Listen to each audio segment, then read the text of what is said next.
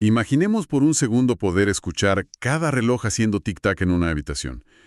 Notar el microgesto de aburrimiento de un jefe una fracción de segundo antes de que hable y sentir la tristeza profunda de un amigo en el propio pecho como si fuera de uno. Uf, suena abrumador. Totalmente. Y todo esto al mismo tiempo y sin haberlo pedido. O sea, lo que para algunos podría sonar como una especie de superpoder es de hecho una de las trampas más agotadoras de la mente humana. Y fíjate que es una experiencia mucho más común de lo que imaginamos. Vivimos en una época que, digamos, glorifica la hipervigilancia, pero rara vez nos detenemos a pensar en la factura biológica y psicológica que esto conlleva, ¿no? Exacto. Y por eso les damos la bienvenida a la inversión profunda de hoy. Nuestra misión para quienes nos escuchan es explorar un territorio fascinante pero a menudo agotador, que es la maquinaria misma de nuestra conciencia. Sí, súper minucioso de la teoría filosófica de los pensamientos de nivel superior.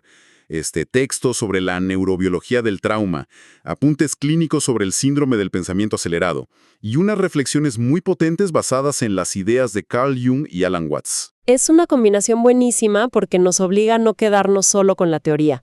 O sea, podemos tomar conceptos abstractos de la filosofía de la mente y ver cómo se manifiestan físicamente en alguien que está, no sé, sentado frente a su computadora sintiendo que su cerebro está corriendo un maratón. Ese es exactamente el objetivo.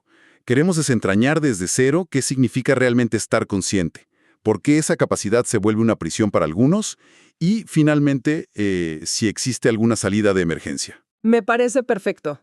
Pero bueno, para llegar a ese agotamiento, creo que primero tenemos que ir a las bases. Es decir, antes de hablar de pensar demasiado, necesitamos definir qué diablos es un pensamiento consciente.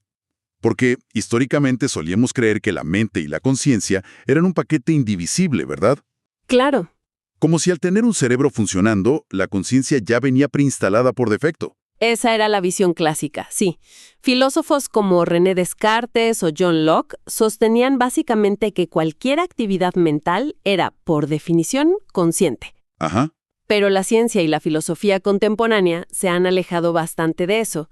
Y aquí es donde entra la teoría que revisamos hoy, la propuesta originalmente por David Rosenthal. La teoría de los pensamientos de nivel superior. Exactamente, conocida por sus siglas en inglés como teoría HOT. Rosenthal plantea un modelo radicalmente distinto.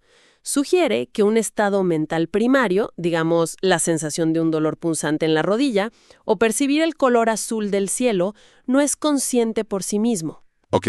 Solo se ilumina, por así decirlo, cuando un segundo pensamiento, uno de nivel superior, toma ese primer estado como su objeto de enfoque. A ver, bueno, vamos a desempacar esto porque me parece fundamental, aunque suena un poco abstracto. Si trato de visualizar este mecanismo, es como si nuestra mente fuera una inmensa sucursal bancaria, ¿no? Me gusta la analogía. Los estados mentales básicos, o sea, las percepciones de frío, calor o emociones primarias, son los cajeros del banco. Están trabajando, contando billetes, haciendo transacciones de un lado a otro. Ajá. Pero la conciencia solo ocurre porque hay una cámara de seguridad oculta en el techo que está grabando específicamente a uno de esos cajeros. Si la cámara gira y no graba a un cajero en particular, ese empleado sigue trabajando y contando dinero en la oscuridad de nuestro cerebro. Pero nosotros no somos conscientes de ello. ¡Wow! Esa analogía captura el mecanismo a la perfección. Y lo más fascinante aquí, y a la vez perturbador de la teoría de Rosenthal, es que bajo este modelo, esa cámara de seguridad opera casi siempre de manera automática e inconsciente. O sea, fuera de nuestro control. Exacto. Los pensamientos de nivel superior que generan nuestra conciencia son producidos por mecanismos cerebrales mecanicistas, biológicos. Pero, a ver, ahí hay un problema gigante, ¿no?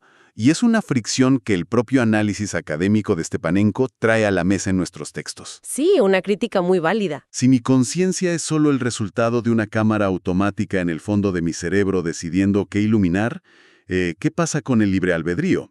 Me parece que si reducimos algo tan íntimo como el pensamiento a una simple cadena de eventos mecánicos, perdemos la responsabilidad de guiar racionalmente nuestras propias ideas. Totalmente. Nos volvemos simplemente pasajeros en un vehículo que se maneja solo. Ese es el gran talón de Aquiles de llevar esta teoría al extremo, y Stepanenko tiene mucha razón al señalarlo. O sea, la teoría HOT es fantástica desde un enfoque descriptivo para los neurocientíficos. Ayuda a mapear cómo el cerebro procesa información de forma naturalista. Claro, para entender la biología. Pero cuando intentamos usarla para explicar el pensamiento normativo, es decir, cómo deberíamos razonar o cómo evaluamos la evidencia para tomar una decisión lógica, se queda corta, porque el razonamiento exige un esfuerzo voluntario, una dirección intencionada. Y si todo es mecánico, la responsabilidad intelectual se desmorona. Exactamente.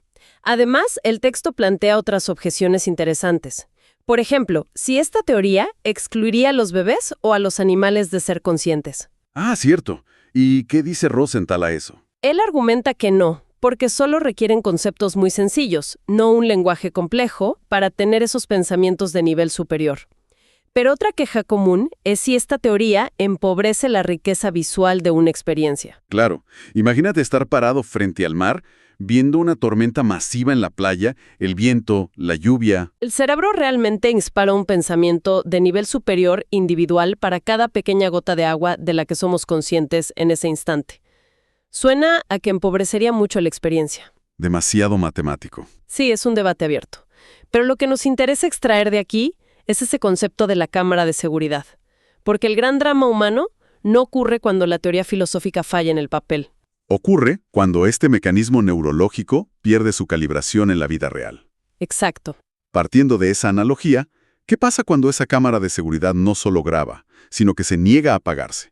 Cuando hace zoom microscópico en cada pequeño detalle, escaneando compulsivamente el entorno y a nosotros mismos. Es aquí donde la filosofía le cede el paso a la psicología moderna. Y entramos a lo que Augusto Cury bautizó como el síndrome del pensamiento acelerado. El famoso SPA. Curie lo define como una hiperactividad intelectual.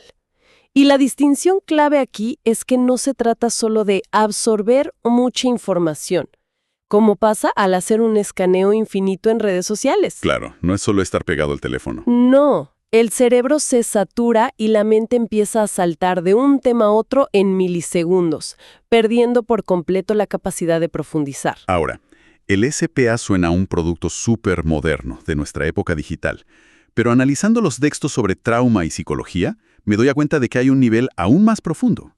Hay una hiperconsciencia que es mucho más antigua que las pantallas, ¿cierto? Definitivamente. Y la investigación detalla que esta percepción aguda y agotadora proviene principalmente de dos fuentes. A ver. La primera es innata. Hablamos de las personas altamente sensibles, las PAS. Poseen un rasgo en su sistema nervioso, una sensibilidad de procesamiento sensorial que filtra el mundo, digamos, en alta resolución. Sus poros neurológicos son más grandes. Exacto. Así que un sonido leve o una luz que para otros pasa desapercibida, para ellos es un estímulo abrumador y constante. Pero la segunda vía es la de supervivencia. El trauma. Esa me pareció devastadora. Así es. Hablamos de la hipervigilancia desarrollada en infancias inestables. Cuando un niño crece en un entorno impredecible, aprende a medir el nivel de enojo de sus padres por el sonido de las puertas de los armarios o la cadencia de unos pasos en el pasillo. O sea, para algunos es una configuración de fábrica, pero para otros es un escudo protector, que al llegar a la vida adulta se olvidaron de quitarse y ahora está literalmente fusionado con su piel. Y eso tiene una base neurológica brutal. La amígdala se queda estancada en estado de alerta permanente. Pero lo que realmente agota a estas personas es el papel de la red neuronal por defecto, o DMN por sus siglas en inglés. Ah, me interesa mucho esto. ¿Qué hace exactamente esta red en un cerebro normal? Piensa en la DMN como el protector de pantalla de la computadora. Cuando dejas de hacer una tarea de enfoque, se activa. Nos permite soñar despiertos, divagar suavemente. Es un descanso activo y está muy ligada a la metacognición. Pero en estas personas hipervigilantes, ¿ese protector de pantalla está roto? Completamente. En lugar de descansar, la red nunca para. Siempre está calculando, evaluando, previendo escenarios. Su motor acelera a fondo incluso cuando están sentados todo el día, lo cual explica ese agotamiento profundo. Y claro, aquí es donde la cosa se pone realmente interesante, porque toda esta hiperactividad neuronal no ocurre en un vacío. Afecta drásticamente cómo estas personas se relacionan socialmente. Se crea lo que los textos llaman una pérdida de la inocencia relacional. Uf, eso es dolorosísimo. Sí. Para ilustrarlo, había un ejemplo en las fuentes.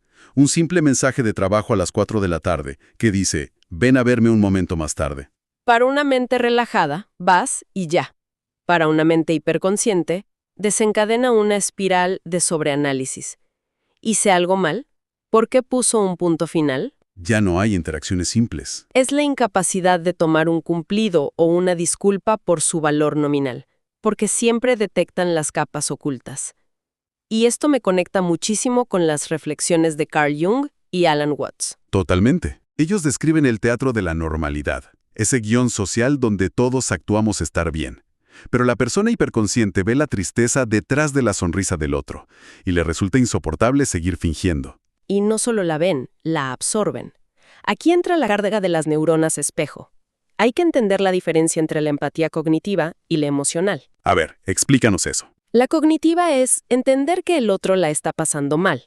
Ah, mi amigo se está divorciando, debe estar triste. Una comprensión lógica. Exacto. Pero gracias a la sobreactivación de las neuronas espejo, alguien hipervigilante siente físicamente esa tristeza en su propio cuerpo.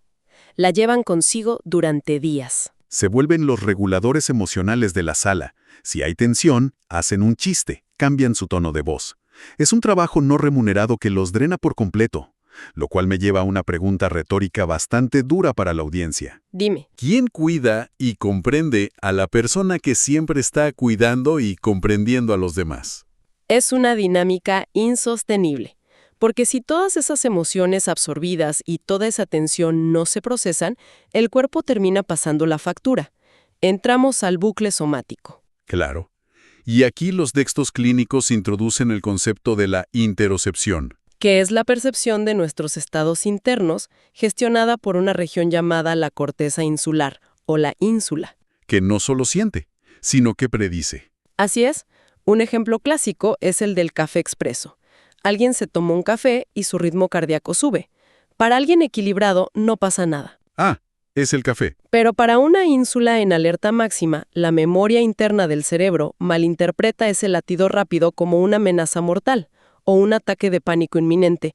El cortisol se dispara y confirma la falsa alarma. O sea, el cuerpo reacciona a un incendio que no existe. Pero, a ver, haciendo un poco de abogado del diablo, si lo pensamos bien, esta capacidad de adelantarse y prever cada variable, ¿no es una gran estrategia para evitar que nos lastimen o nos tomen por sorpresa? Si conectamos esto con el panorama general, esa es exactamente la trampa. Creer que predecir todas las variables evitará el dolor inesperado genera una parálisis por análisis. Te quedas congelado. Totalmente. La persona vive simultáneamente 10 versiones catastróficas del futuro, gestionando su vida como si fuera un proyecto de alto riesgo. ¿Logran protegerse? Sí. Pero el precio que pagan es salir del flujo natural del presente. Se pierden la belleza de vivir por estar gestionando riesgos. Exactamente. Entonces, si es imposible pedirle a alguien con vista perfecta que vea borroso de forma voluntaria, ¿cómo sobrevive alguien con esta configuración mental? ¿Cuál es la salida? Las fuentes nos dan una cura, tanto filosófica como psicológica. Para romper el síndrome del pensamiento acelerado se recomiendan hábitos básicos. Salir de la rutina, caminar en la naturaleza, hacer ejercicio físico para subir la serotonina y bajar el cortisol, y leer. Volver al cuerpo, básicamente. Pero además de eso, me encantaron los 3 principios liberadores que mencionan para quien percibe demasiado. Son como reglas de oro. Son fundamentales. La primera es entender que no todo silencio esconde un mensaje oculto. A veces la gente simplemente está cansada. Uf, qué alivio entender eso. La segunda es que no toda emoción requiere una acción inmediata. Se puede observar la ansiedad sin intentar resolverla en el momento. Sentir la incomodidad y ya. Y la tercera, súper importante. No toda percepción necesita ser expresada. O sea, si noto que alguien está incómodo, no tengo la obligación kármica de salvarlo. Exacto. Renunciar al rol de salvador. Y todo esto nos trae de vuelta a Alan Watts y Carl Jung con este concepto hermoso del observador silencioso. La idea de que tú no eres tus pensamientos, eres el espacio donde suceden. Es el arte de atestiguar. Observar sin juzgar, como decía Krishnamurti. Aislar el yo superficial, lleno de ansiedad social, del yo profundo. Como dicen por ahí, el despertar no es una conquista, es un recuerdo. ¡Qué potente! Y hay que subrayar que adoptar esta postura trae una soledad consciente inicial. Duele, porque te aleja del teatro social, de las interacciones falsas, pero eventualmente se transforma en paz genuina y autenticidad. Empiezas a existir sin que el entorno te consuma. ¡Wow! Es un viaje profundo. Si sintetizamos un poco el recorrido de nuestra inmersión profunda de hoy, comenzamos entendiendo la mecánica de nuestros pensamientos de la mano de la filosofía de Rosenthal. Ajá. Luego exploramos el lado oscuro de un sistema nervioso sobrecargado por el trauma y el análisis constante. Y finalmente, descubrimos esa redención a través de la presencia y el concepto del observador silencioso. Ha sido un análisis súper completo. Sí. Y bueno, entonces, ¿qué significa todo esto? Para cerrar, quiero dejar a la audiencia con una idea para masticar. A lo largo de todo este rato, vimos cómo la mente se obsesiona por añadir pensamientos de nivel superior a nuestras experiencias, siempre etiquetando, previniendo, juzgando todo el tiempo. Todo el tiempo. Pero, ¿y si la forma más elevada de la conciencia humana no consiste en tener el pensamiento más profundo sobre el mundo? ¿Qué tal si consiste en tener el valor inmenso de mirar el mundo, sentirlo en toda su abrumadora magnitud y decidir no pensar absolutamente nada al respecto?